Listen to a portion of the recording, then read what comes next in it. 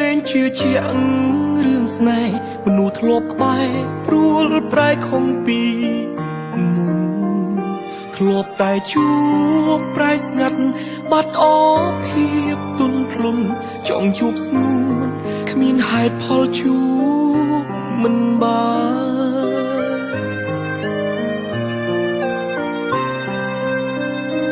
ទូរស័ព្ទអូនអស់ថ្មខលមិនចូលច្រើនថ្ងៃ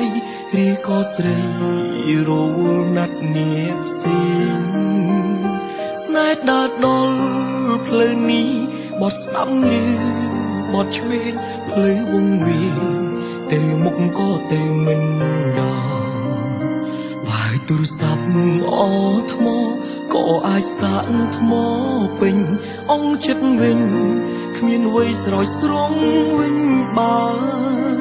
តើអស់ចិត្តឬអស់ថ្មចង់បន្តឬបញ្ចប់គួរបញ្ចប់ទួនបងមិនសូវស្អប់អូនតើអស់ថ្មឬអស់ចិត្តប្រាប់ការពិត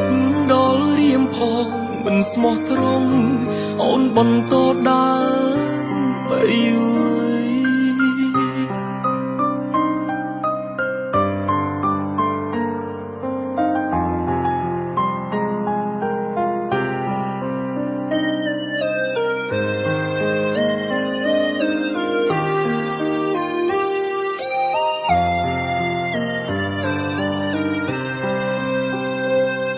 ខ្លាចជាមនុស្សម្នាក់លែងជឿជាក់រឿងស្នេហ៍មនុស្សធ្លាប់ក្បែរព្រួលប្រែខំពីមុនធ្លាប់តែជួបប្រែស្ងាត់បាត់អភាពទុនភ្លុនចង់ជួបស្ងួនគ្មានហេតុផលជួបមិនបាន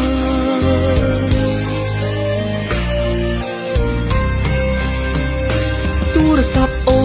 នអស់ថ្មខលមិនចូលច្រើនថ្ងៃឬក៏ស្រីរវល់ណាត់នាស៊ីស្នេហ៍ដល់ផ្លូវនេះបត់ស្ដាំឬបត់ឆ្វេងផ្លូវវង្វេងតែមកក៏តែមិនដល់បើទូរស័ព្ទអស់ថ្មក៏អាចសាកថ្មពេញអស់ចិត្តវិញគ្មានអ្វីស្រោចស្រង់វិញបានតើអស់ចិត្តឬអស់ថ្មចង់បន្ត